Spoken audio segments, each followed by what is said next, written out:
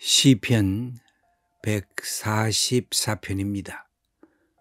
사랑하는 하나님, 우리 청소년들이 이 나라의 현재와 미래를 짊어지고 갈 사람들입니다. 바르고 건강하고 지혜롭게 자라나게 하옵소서. 하나님을 경외할 줄 알며 올바른 가치관을 갖게 하옵소서. 여호와를 자기 하나님으로 삼는 백성이 복 받은 백성인 것을 알게 하옵소서.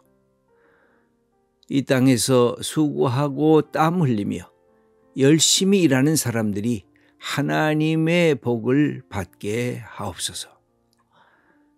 하나님의 공의와 정의가 나타나게 하셔서 이 땅에 억울하게 고통당하며 눈물 흘리는 사람들이 줄어들게 하옵소서. 아멘.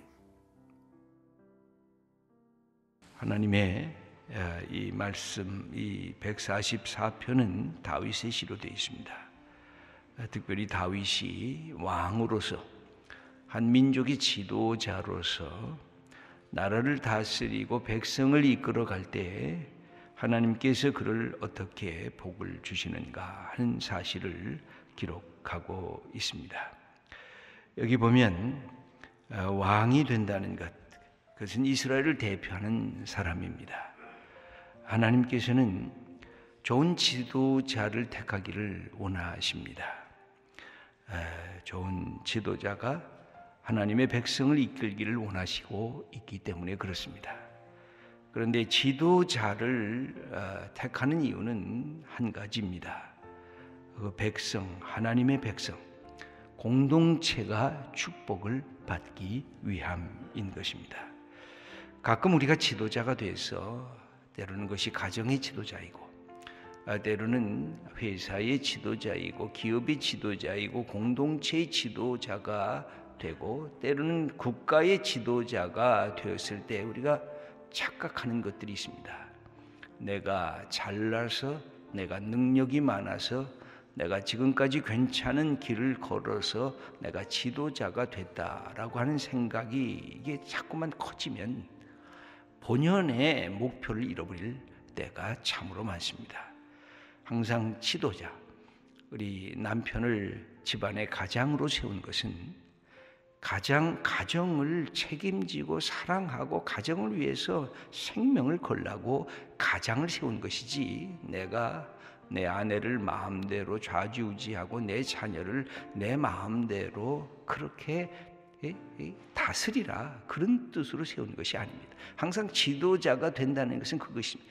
나보다 더 큰 것은 공동체고, 공동체보다 더 큰 것은 나를 만드시고 나를 지도자로 세우신 하나님이시라고 하는 이 사실을 기억하는 것이 늘 지도자됨의 축복인 것입니다. 그러므로 지도자는 자부심과 자존감도 있어야 되고, 동시에 겸손함과 남을 향한 사랑하는 섬김과 배려가 있어야 좋은 지도자가 될 수가 있습니다. 오늘 다윗은 자기가 지도자로서 하나님 앞에 고백하는데 많은 얘기를 이 본문에서 알 수 있습니다만, 특별히 그가 왕으로서 하나님 앞에서 이렇게 이 하나님의 백성, 어떤 백성이 복을 받는 백성인가를 설명하고 있습니다. 이렇게 말하고 있습니다. 한번 15절의 말씀을 우리 맨 마지막부터 읽어보도록 하겠습니다. 이러한 백성은 복이 있나니 여호와를 자기 하나님으로 삼는 백성은 복이 있도다. 이 맨 마지막에 여호와를 자기 하나님으로 삼는 백성은 복이 있도다. 이 자기 이스라엘 백성을 가르치는 것인데, 그러나 이것을 설명하는 앞구절이고, 이러한 백성은 복이 있다 라고 해서 여기 복이 있다는 말을 2번 반복했습니다. 이런 백성은 복이 있는데, 이 백성은 곧 여호와를 자기의 하나님으로 삼는 백성이다. 그런데 이 백성, 여호와를 하나님으로 삼는 백성이 받는 복이 도대체 뭘까? 오늘 본문을 보면 여러 가지를 기록하고 있는데 12절의 말씀을 읽어보겠습니다. 우리 아들들은 어리다가 장성한 나무들과 같으며 우리 딸들은 궁전의 양식대로 아름답게 다듬은 모퉁이 돌들과 같으며. 이것은 청소년들이 건강하고 건전하고 이렇게 잘 바르게 자라나야 된다는 것입니다. 장성한 나무들과 궁전의 양식대로 아름답게 다듬은 모퉁이 돌과 같은 그런 젊은이들이 있는 그런 나라라는 것입니다. 여러분, 우리가 나이가 들면서 우리는 다음 세대에 대한 관심을 갖지 않을 수가 없습니다. 아버지가 관심 갖는 게 뭡니까? 어머니가 관심 갖는 게 뭡니까? 내 아들 내 딸이 정말 괜찮은 자녀가 될까? 내가 기도하는데 내 아들도 기도할까? 내가 찬송 부르는데 내 딸도 찬송 부를까? 내가 말씀을 펴서 읽는데 내 아들과 내 딸도 하나님을 경외하면서 하나님을 예배 드릴 줄 아는가? 여러분, 이것이 끊어지면 이것은 하나님을 우리의 하나님으로 삼는 백성의 길이 멈춰서게 되는 것입니다. 이스라엘 백성들이 신앙을 유지하려고 어마어마하게 노력했습니다. 교육하고 가르치고 그들과 함께 하나님의 역사를 배우게 하고 또 배우게 하고 그러면서 하나님의 말씀을 암송하게까지 했습니다. 여러분, 나는 예수 잘 믿는데 내 아들 내 딸은 지 인생 지가 살 테니까 지 마음대로 하게 내두는 것이 그게 부모의 올바른 태도가 아닌 것입니다. 많은 자율성을 주되 하나님을 사랑하는 것, 하나님을 하나님으로 하는 것, 네 인생이 네게 아니라 하나님으로부터 주신 선물임을 깨닫게 하는 것은 우리 부모들이 갖고 있는 아주 최고의 의무라고 할 수가 있습니다. 이것을 놓치면 우리의 신앙은 그냥 단절이 되는 것입니다.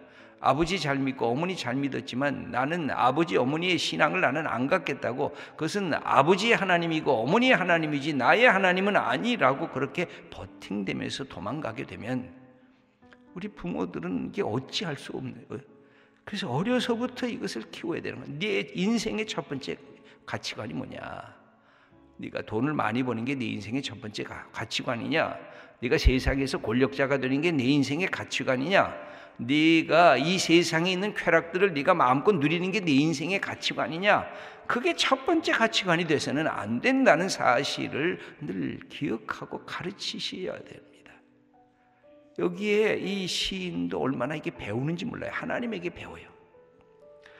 이 우리의 자녀들, 청년들, 청소년들이 바르게 서야 그 국가의 미래가 바로 서는 것이어서 우리가 교육을 그렇게 강조하는 이유도 거기에 있는데, 우리의 교육을 강조하는 목표가 좀 달라. 이게 삐뚤어가 있어요. 좋은 대학에 들어가는 것, 이 세상에서 출세하는 것, 네가 좀 많은 것을 누리고 떵떵거리면서 사는 것을 1차적으로 우리의 삶의 목표로 삼으니까 이것이 문제가 돼요. 네가 비록 인생에 많은 것을 네가 못 배우고 좋은 대학에 못 들어가고 그래도 너는 너로서의 가치가 있는 존재다. 네가 네 인생을 하나님과 더불어 새롭게 가면 대학에 들어갔다고 다 인생이 다 펼쳐지느냐? 좋은 부모 만났다고 인생이 다 펼쳐지느냐? 조금 더 확률이 높을 뿐이지 너는 네 인생을 하나님과 함께 살아갈 너는 소중한 존재인 것을 가르쳐야 우리의 자녀들이 가슴을 펴고, 맞아, 우리 어머니, 우리 아버지가 가르쳐 주신 그 말씀대로 내 인생을 살 거야. 내 인생의 첫 번째 가치는 하나님이야. 이 하나님의 나라를 위해서 내가 공부도 하고 내가 사람도 만나고 내 인생을 펼쳐나갈 거야 하는 마음을 가져야 되는 것입니다. 그래서 여기에 보면 우리의 아들들은 어리지만 장성한 나무들과 같이 자라난다는 것입니다. 우리의 딸들은 궁전에 그 모퉁이 돌 아름답게 딱 세워서 거기에 모든 것이 세워지는 그 모퉁이 돌과도 같다는 것입니다. 그러면 그 다음에 두 번째 어떤 나라가 복이 있는 나라인가? 13절의 말씀입니다. 우리의 곳간에는 백곡이 가득하며 우리의 양은 들에서 천천과 만만으로 번성하며. 여러분, 우리의 경제적이고 재정적인 산업이 번성해야 되는 것은 틀림이 없습니다. 불로소득이 아니라 노력의 대가로 수고하고 땀 흘리면서 곡간이 가득 차는 이 자기의 백성들의 모습을 여기에서 기록해 주고 있습니다. 이것은 아주 중요한 것입니다. 여러분, 정치적 지도자 마찬가지 아니에요. 가정의 가장이 되면 내 아들, 딸을 먹여 살려야 되잖아요. 그것 때문에 우리 가장이 되신 분들, 이제는 꼭 남자만이 가장이 아니라 여성들도 가장이 되는 경우들이 참 많은데 얼마나 애를 쓰셨어요. 얼마나 나가서 수모를 당하면서 상관에게 핍박을 받고 동료들에게 시기심과 경쟁을 받고, 그리고 내가 수고하고 땀 흘리면서 그 생존하기 위해서, 내 가족을 먹여 살리기 위해서 참으로 충성하신 분들이 우리의 아버지들이고 우리의 어머니들 아니에요. 이것은 우리가 갖고 있는 지도자로서 갖게 되는 것입니다. 교회의 지도자도 마찬가지고 나라의 지도자도 마찬가지예요. 북한의 저 지도자가 못되고 악하다고 하는 것은 명백한 것이 하나가 있어요. 백성을 굶겨 죽이고 있다는 것. 그것은 어떤 지도자도 변명이 안 돼요. 어떻게 자기만 혼자 그렇게 먹고 마시고 백성들을 굶겨 죽이게 하는 그런 지도자가 어디예요? 이건 역대의 인류 역사의 모든 지도자를 다 뒤져봐도 저런 못된 지도자가 없는 것입니다. 왜? 백성들이 먹고 살아야 되잖아요. 백성들이 굶지 않고 그래야 그것이 좋은 지도자네. 우리의 아버지가 그렇게 수고하고 땀 흘리며 세상에서 거친 풍파 속에서 그것을 마다하지 않고 하는 이유는 내 아내, 내 자식들 먹여 살리려고.